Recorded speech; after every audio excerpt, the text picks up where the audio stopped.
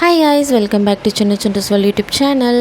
இன்றைக்கி நம்ம வேளாங்கண்ணியில் இருக்கிற செகண்ட் டே ஆஃப்டர்நூன் டைம் பார்த்திங்கன்னா 12:30 ஆகுது. ஸோ நம்ம காலையில் போயிட்டு பொறுத்தனையெல்லாம் முடிச்சுட்டு ரூம் போயிட்டு ஃப்ரெஷ்அப் ஆகிட்டு சமைக்கிறதுக்கு உண்டான மளிகை ஜாமான் தான் வாங்க வந்துட்ருக்கோம். இந்த இடம் எங்கே இருக்குதுன்னு பார்த்திங்க அப்படின்னா, கோயில் பஸ் ஸ்டாண்ட் இருக்கு இல்லையா, வேளாங்கண்ணி பஸ் ஸ்டாண்ட்லேருந்து உள்ளே நடந்து வர வழியில் தான் இந்த ஷாப் இருக்குது. இந்த ஷாப்பில் எல்லாமே இருக்கும். காய்கறியிலேருந்து மளிகை ஜாமான்லேருந்து நம்மளுக்கு தேவையான நம்ம ஊரில் நம்மளுக்கு என்னென்னலாம் கிடைக்குமோ அது எல்லாமே இங்கே கிடைக்கும். ஆக்சுவலி இது வந்துட்டு ஒரு சந்து மாதிரி போகும். உள்ளே போனீங்கன்னா ஃபிஷ் மார்க்கெட் இருக்குது. ஸோ வந்துட்டு நம்மளும் இன்றைக்கி ஃபிஷ் குழம்பு தான் வைக்க போகிறோம். ஆக்சுவலி நாங்கள் இந்த மார்க்கெட்டில் வாங்கல. அப்பா காலையிலே போயிட்டு அங்கே கடல்கிட்டே போயிட்டு நைட்டு ஃபிஷ்ஷிங் போயிட்டு வெளியில் வந்து அங்கேவே விற்பாங்க. அங்கே போயிட்டு அப்பா வாங்கிட்டு வந்து ரூமில் வச்சிட்ருக்காரு. ஸோ அதுக்கான மளிகை ஜாமான் தான் நம்ம இங்கே வாங்கிட்டுருக்கோம். மளிகை ஜாமான், பிளேட்டு எல்லாமே நம்ம இங்கே வாங்கியாச்சு. இப்போ வந்துட்டு வாங்கிட்டு ரூமுக்கு வந்தோன்னா அப்பாவும் அம்மாவும் போயிட்டு வாடகை பாத்திரமும் எடுத்துகிட்டு வந்துட்டாங்க. இந்த வாடகை பாத்திரம் என்னென்னு பார்த்தீங்கன்னா, இப்போ நம்ம எடுக்கிற பாத்திரத்தை பொறுத்து இருக்குது. இப்போ நாங்கள் வந்துட்டு ஒரு 7-8 ஜாமான் எடுத்திருக்கோம். சாப்பாடு செய்ய, குழம்பு வைக்க, அப்புறம் வந்துட்டு ரஃப்யூஸ்க்கு கொஞ்சம் திங்ஸு இதெல்லாம் வாங்கினது வந்துட்டு டோட்டலாக எங்களுக்கு 150 ரூபா தான் ஆச்சு. இவ்வளோ பாத்திரம் வாங்கியிருக்கோம். இது எங்களுக்கு 150 ரூபா தான். 1 டே ஃபுல்லாக இதுக்கு ரெண்ட் இருக்குது. ஸோ நமக்கு முன்னாடியே அட்வான்ஸ் கேட்பாங்க. அந்த அட்வான்ஸை கொடுத்துட்டு நம்ம வந்துட்டு பாத்திரத்தை எடுத்துகிட்டு வந்தோம்னா திரும்ப போய் நம்ம பாத்திரத்தை கொடுக்கும்போது நம்மளுக்கு அட்வான்ஸை திரும்பி கொடுத்துருவாங்க. அதுவும் வந்துட்டு அந்த நான் மளிகை ஜாமான் வாங்கினேன் இல்லையா, அந்த இடத்துல இருக்குது அந்த ஷாப்பும். இது வந்துட்டு பார்த்திங்கன்னா, இப்போ நான் என்ன பண்ணிகிட்ருக்கேன்னு பார்த்தீங்கன்னா, மீன் வந்துட்டு மசாலா போட்டு ஃப்ரை பண்ணிகிட்ருக்கேன். இன்னொரு விஷயம் என்னென்னா, இப்போ நம்ம வந்துட்டு ரூம் வந்துட்டு நம்மளுக்கு புக்கிங் ஆஃபீஸில் கொடுத்துருக்காங்க. நம்ம வந்துட்டு அங்கே தான் போய் புக் பண்ணோம். கோயில் சார்பாக இருக்கு இல்லையா, அந்த புக்கிங் ஆஃபீஸில் வந்து நாங்கள் ரூம் புக் பண்ணோம். இதுவே நீங்கள் வெளியில் வந்துட்டு லாட்ஜோ இல்லை தனியாக ரூம் நீங்கள் புக் பண்ணிங்க அப்படின்னா அங்கே வந்துட்டு இந்த குக்கிங் ஃபெசிலிட்டிஸ் இருக்காது. அப்படியே இருந்தாலும் அவங்க டூ எக்ஸ்பென்ஸாக கேட்பாங்க. ஆனால் கோயில் மூலயமா நீங்கள் போனீங்க அப்படின்னா எங்களுக்கு ரூம் வந்துட்டு 500. அண்ட் நாங்கள் சாப்பாடு செய்ய போகிறோம் இல்லையா, அங்கே வந்துட்டு பார்த்திங்கன்னா 1 ஹவருக்கு 50 ரூபா கேட்பாங்க. 1 ஹவருக்கு மேலே போச்சுன்னா அதுக்கு எக்ஸ்ட்ரா சார்ஜ் பண்ணுவாங்க. நம்ம வந்துட்டு ரூம்குள்ளேயே இப்போ பார்த்திங்கன்னா நாங்கள் ரூம்லேயே உட்காந்து தான் எல்லாமே பண்ணிகிட்ருக்கோம். ஃபிஷ் வந்துட்டு வெளியில் அலசிட்டு வந்துட்டு, அப்புறம் காய்கறி எல்லாமே இங்கேயே கட் பண்ணிவிட்டு மசாலாலாம் தடவிட்டு, அங்கேயே வந்துட்டு அம்மி, நம்மளுக்கு என்னென்ன மிக்ஸி இருக்காது. மிக்ஸி வேணும்னா நீங்கள் எக்ஸ்ட்ரா பே பண்ணுற மாதிரி இருக்கும். அம்மிலே அரைச்சி வைக்கிற மாதிரி இருந்தால் அம்மிக்கு எந்த சார்ஜும் கிடையாது. ஸோ எல்லாமே அந்த குக்கிங்லேயே அடங்கிடும். அது வந்துட்டு பார்த்திங்கன்னா நம்ம எல்லாமே ரெடி பண்ணிவிட்டு நம்ம சமைக்கிறதுக்கு தயாராக போயிட்டு அவங்கள்ட்ட டைமிங் சொல்லிவிட்டு உள்ளே போனோம் அப்படின்னா 1 ஹவரில் அழகாக சமைச்சு முடிச்சுட்டு நம்ம வெளியில் வந்துடலாம். ஸோ அந்த மாதிரி தான் வந்துட்டு நம்ம இப்போ இங்கே எல்லாமே ரெடி பண்ணிகிட்ருக்கோம். டோட்டலாக பார்த்திங்கன்னா ரூமுக்கு 500 சொல்லிட்டேன், சமைக்கிறதுக்கு 50 ரூபா. சரிங்களா, வாடகை பாத்திரம் 150 ரூபா. இப்போ டோட்டலாக 1000 ரூபா கூட ஆகலை. மளிகை ஜாமான் வந்துட்டு நம்ம வந்து ஒரு 500 வச்சுக்கிட்டிங்கன்னா மினிமம் நமக்கு ஆகுறாங்க செலவுன்னு பார்த்திங்கன்னா ஒரு 2000க்குள்ளேயே இது எல்லாமே அடங்கிடும். ஆனால் நம்ம வெளியில் சாப்பிட்றோம் அப்படின்னா ஒரு ஆளுக்கே குறைஞ்சது 60 ரூபா 70 ரூபா, மினி மீல்ஸ்னாலுமே கூட 70 ரூபா வேளாங்கண்ணியில். ஸோ அப்படி நீங்கள் எடுத்துக்கிட்டிங்கன்னா நம்மளுக்கு சாப்பாடு வந்துட்டு கண்டிப்பாக 2000க்கு மேலே தான் ஆகும். இப்போ நாங்கள் இருக்கிறவங்க பார்த்திங்கன்னா நாங்கள் வந்துட்டு 7-8 பேர் இருக்கோம். மகிழனை சேர்த்தா 8 பேர் இருக்கோம்.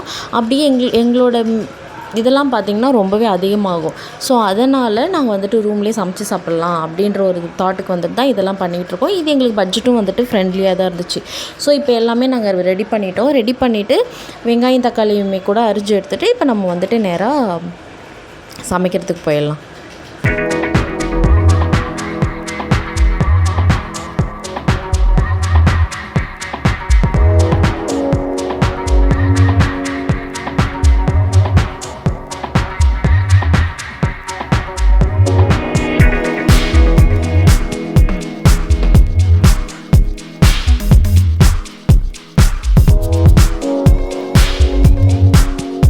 நான் சொன்னேன் இல்லையா, நான் வந்துட்டு நம்ம ரூம்லேயே எல்லாமே வந்து ரெடி பண்ணிட்டோம். இதுதான் பார்த்திங்கன்னா அந்த அம்மி இருக்கிற இடம். லைனாக வந்துட்டு ஒரு 10-20 அம்மி லைனாக வச்சிட்ருக்காங்க. நம்ம எந்த அம்மி ஃப்ரீயாக இருக்கோ அங்கேயே வந்துட்டு தண்ணியாக வந்துட்டு சிங்க்கும் இருக்குது. நம்மளுக்கு தேவையானதை வந்துட்டு இங்கே அரைச்சி நம்ம உள்ளே கொண்டு போய்க்கலாம். நான் வந்துட்டு குக்கிங் டைம் ஸ்டார்ட் பண்ணிட்டேன். நாங்கள் வந்துட்டு 2 அடுப்பு வாங்கியிருக்கோம்.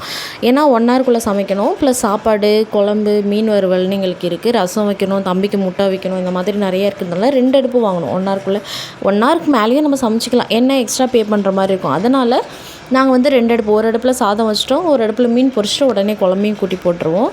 அம்மா கிட்ட வந்துட்டு இப்போ வந்து மசாலா அரைக்கிறதுக்கு நான் ரெடி பண்ணி வறுத்து கொடுத்துட்டு அம்மாவும் அரைச்சிட்ருக்காங்க.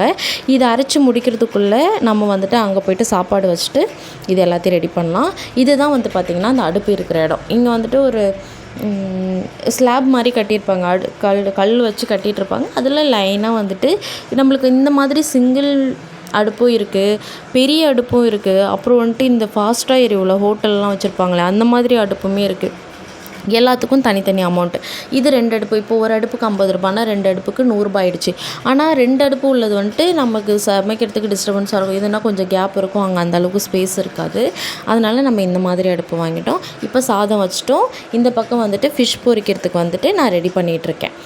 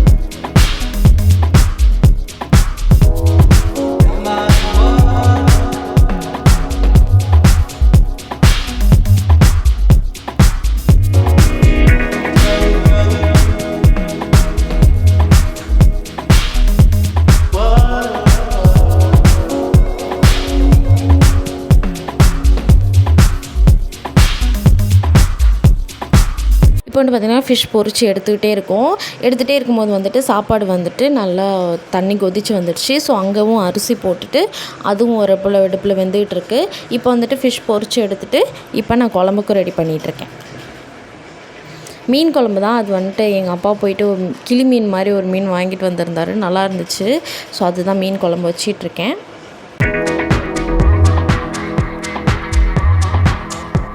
அம்மா மசாலாவும் அரைச்சிட்டு வந்து கொடுத்துட்டாங்க. ஸோ அந்த மசாலாலாம் அரைச்சி போட்டு நாங்கள் அரைச்சிட்டு இருக்கும்போது ஒரு ஃபன் என்ன நடந்துச்சுன்னா, நாங்கள் வந்துட்டு இந்த மாதிரி மசாலா அரைச்சி ஒருத்தவங்க குழம்பு வச்சது கிடையாது போல இருக்குது. நாங்கள் இந்த மாதிரி எல்லாத்தையும் வறுத்து அரைக்கிறத பார்த்துட்டு அவங்க வந்துட்டு ஆக்சுவலி அவங்க ஒரு நார்த் இண்டியன்ஸ்னு நினைக்கிறேன், நீங்கள் அரைச்சி வச்சுக்கிறதுல கொஞ்சம் கொடுங்க அப்படின்னு. நானே கொஞ்சமாக தான் அரைச்சி வச்சுருந்தேன். அதை வந்து கேட்டுட்டு இருந்தாங்க. சரி, நான் அவங்களுக்கு கொஞ்சமாக கொடுத்துட்டு மீதி உள்ளதை வந்துட்டு நம்ம போட்டு குழம்பு வச்சிட்ருக்கோம்.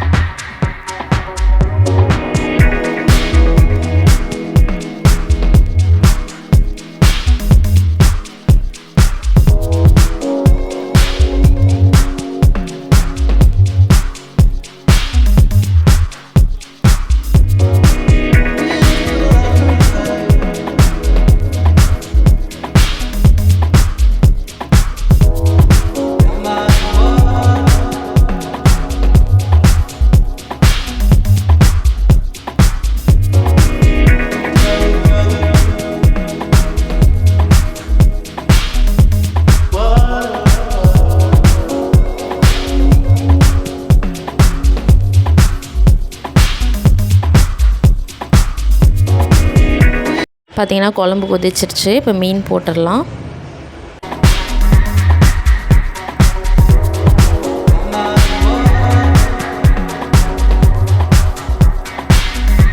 மீன் குழம்பு வச்சாச்சு, ரசமும் வச்சாச்சு. தம்பிக்கு வந்துட்டு முட்டையும் அவிச்சாச்சு. நம்மள்ட்ட பாத்திரம் இல்லாததுனால நம்ம வச்சு எடுத்துகிட்டு வந்த டிஃபன் பாக்ஸ்லேயே முட்டையை அவிச்சிட்டோம். இப்போ பார்த்திங்கன்னா இதுதான் கைஸ் நாங்கள் எடுத்துருக்கிற ரூம். இங்கே வந்துட்டு எல்லாருமே வந்துட்டு சாப்பாடெலாம் வச்சு சாப்பிட்டுட்ருக்கோம். என் ஹஸ்பண்ட் எப்படிங்க இருக்குது சாப்பாடு? சூப்பராக இருக்குன்னு அவரும் சொல்லிட்டாரு. எல்லோரும் சாப்பிட்டு முடிச்சிட்டாங்க. நான் வந்துட்டு மகிழனுக்கு வந்துட்டு இப்போ சாப்பாடு ஊட்டணும். அவனுக்கும் சாப்பாடு ஊட்டி முடிச்சுட்டு நம்ம சாப்பிட போகலாம். இப்போ பார்த்திங்கன்னா மகிழனுக்கு சாப்பாடு ஊட்டியாச்சு கைஸ். இப்போ வந்துட்டு நானும் அப்படியே சாப்பிட உட்காந்துட்டேன். அம்மா எனக்கு தான் சாப்பாடு போட்டுட்ருக்காங்க. ரொம்பவே ஹாப்பியாக இருந்துச்சு, நல்லா இருந்துச்சு கைஸ் பார்க்குறதுக்கே. ரொம்பவே நான் இந்த மாதிரி பண்ணால் எனக்கு ரொம்பவே பிடிக்கும். நாங்கள் எப்போவுமே வேளாங்கண்ணி கோயிலுக்கு போனால் இப்படி தான் பண்ணுவோம். அப்புறம் கொஞ்ச நாள் வந்துட்டு அதெல்லாம் கேப் ஆகிடுச்சு. அப்பாவுக்கு முடியாததுனால அப்படியே ஸ்டாப் ஆகிடுச்சு. இப்போ திரும்பவும் ரீஸ்டார்ட் பண்ணியிருக்கோம். இனிமேல் வருஷம் நம்ம கண்டிப்பாக இதை போயிட்டு எக்ஸிக்யூட் பண்ணுறோம். இப்போ பார்த்திங்கன்னா சாப்பிட்டு முடிச்சுட்டு நாங்கள் அப்படியே வந்துட்டு ஷாப்பிங் வந்துவிட்டோம். ஏன்னா நம்ம வந்துட்டு ஈவினிங் கிளம்பணும், அதுக்காக ஷாப்பிங் வந்தாச்சு.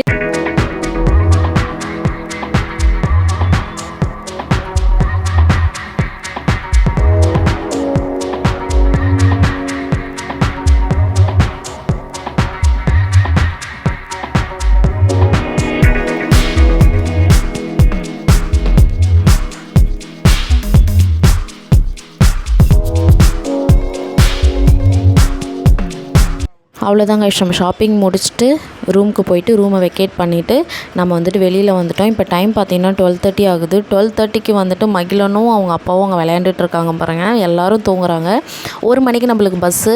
ஸோ வந்துட்டு அதுக்காக தான் நம்ம வெளியில் வந்துட்டு இப்போ 1 மணி ஆகிடுச்சுன்னா நம்ம பஸ் ஸ்டாண்டுக்கு போயிட்டு பஸ் பிடிச்சி காலையில் சென்னை வந்துடலாம். அவ்வளோதான் guys, இதோட நம்ம வேளாங்கண்ணி ட்ரிப் க்ளோஸ். ஸோ இந்த வீடியோ உங்களுக்கு பிடிச்சிருந்ததுன்னா நம்ம சேனல் லைக் பண்ணுங்கள், ஷேர் பண்ணுங்கள், சப்ஸ்கிரைப் பண்ணுங்கள். மறக்காமல் அந்த பெல் பட்டனை அழுத்திக்கோங்க. அப்போ தான் நான் போடுற வீடியோ உங்களுக்கு உடனே வரும். Thank you for watching. Bye.